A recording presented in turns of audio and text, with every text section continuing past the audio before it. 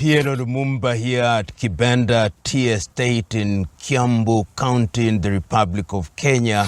And we continue our conversations about the continent of Africa.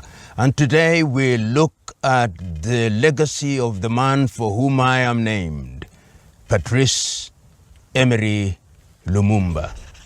Patrice Lumumba was born amongst the Batetela people in Kasai. And like all young people who grew up during the colonial period, in his case, the colonization of Belgium, he was exposed to Western education, but did not pursue his education to the university level. Joined the working force, joined the postal services during the colonial period, and in 1955, Patrice Lumumba joined the trade union movement.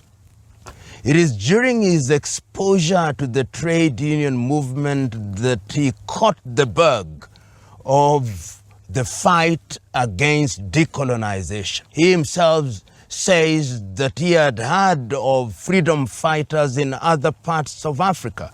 He had heard of Ghana's Kwame Nkrumah. He had heard of Nnamdi Azikiwe of Nigeria, and had heard of Julius Kambarage Nyerere, and of course Amilcar Cabral of Guinea-Bissau and Modibo Keita of Mali. And this is what energized him. And one of the things that Patrice Lumumba says annoyed him the most was the manner in which King Leopold of the Belgians had controlled and impoverished Congo. It is not told as often as should be, but he reminded many people on many occasions that Leopold of the Belgians had killed no less than 15 million Congolese, a massacre of gigantic proportions. So when he joined the trade union movement in 1955 through to 1956, of course, he was jailed for an accusation of having embezzled some funds and jailed for 12 months. Later, of course, he was released and was one of the individuals that were invited by Kwame Nkrumah in Accra, Ghana in 1958. When he went to Accra, he had the opportunity of meeting other African freedom fighters who had been involved in the struggle for decolonization.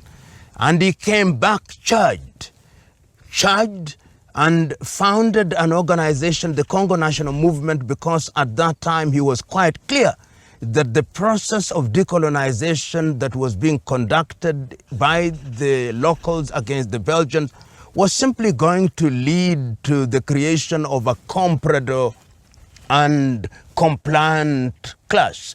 That meant individuals such as Joseph Kasavubu and, of course, Moise Tshombe.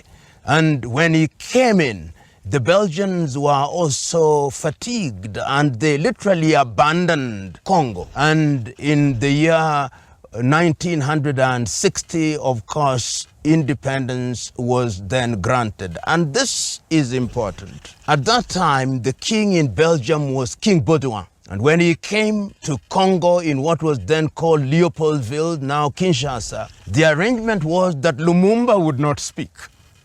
The arrangement that was Kasavubu would speak. And indeed, when you listen to Kasavubu's speech, he praises the Belgians. He tells the Belgians how good they were to the Congolese. And taking the cue, King Baudouin also reminds the Congolese that they have inherited a good thing from the Belgians and that they have a duty to retain it. Patrice Lumumba, who had written a speech, stands up. Everybody is surprised. And he begins to speak. And he reminds his audience that that day marks an occasion which must remain in the minds of the Congolese.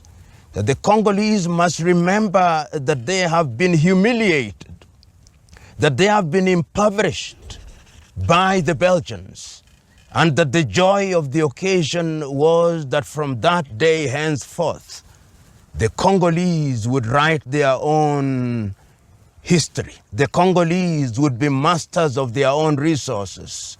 The Congolese would be a people that would be respected by the world.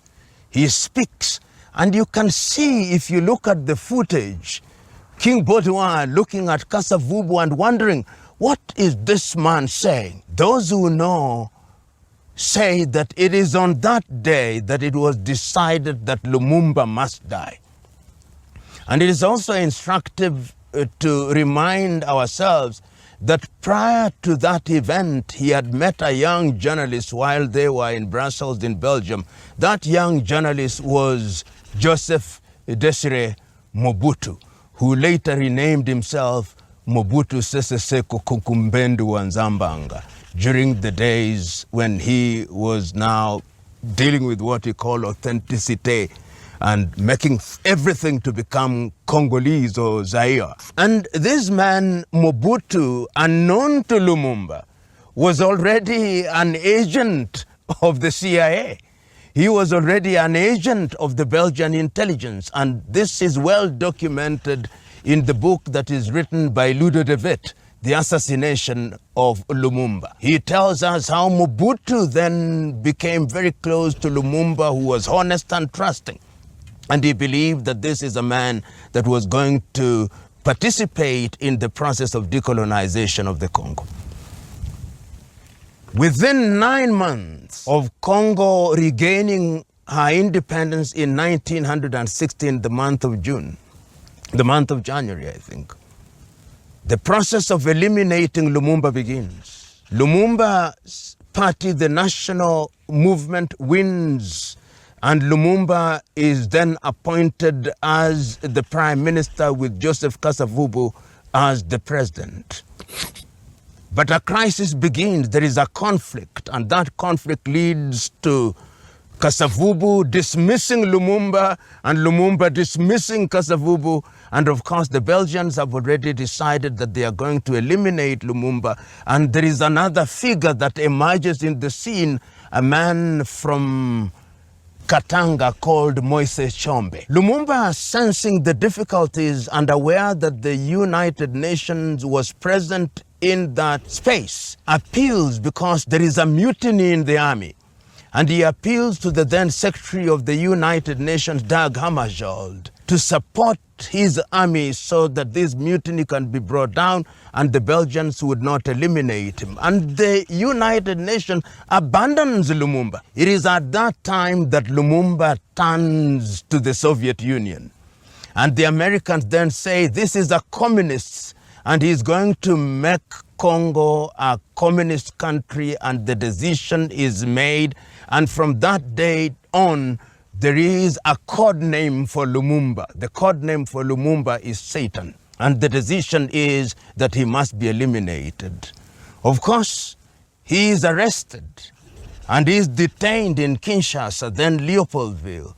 And he tries with people like Pierre Mulele, who are part of the people that he was working with, and he attempts to escape on his way to the Kasai province, to what was then called Stanleyville, now called Kisangani. Unfortunately, Lumumba is arrested by the forces of Mobutu, and once they have arrested him, and this footage is one of the most painful footages you ever see of Lumumba's hands being tied at the back, and is handed over to Moses Tshombe in Katanga. And when they hand him over, the story is now told. Ludo de Witt says he is taken to the forest, he is shot, and his body is dissolved in acid. The man who shot him has recently come out and said, he's now an old man, that I shot Lumumba and the only thing that I retained was his tooth, which was returned to Congo in the year 2024. That is the sad history of how Lumumba then entered the heart of the people. And one of the things that Lumumba does before he dies is that he writes a letter to his wife, Josephine Opango, one of the most iconic letters. He says, in part, I'm aware that I'm going to die, but I die in the knowledge that the history of Congo will be written by the Congolese. And of course, he is executed, and there are riots across the world because Lumumba had already distinguished himself as a Pan-Africanist. So numerous are the riots, and of course, leaders across the world, Kwame Nkrumah, Julius Kambarage Nyerere, at that time in the Soviet Union, Lumumba's name is synonymous with Pan-Africanism. Lumumba's name is synonymous with courage. Lumumba's name is synonymous with somebody who loves his country. Lumumba's name is synonymous with the good things that the Congolese would have wanted. And Lumumba is only age 36 at that time. And subsequently, of course, it is said that the spirit of Lumumba has never rested.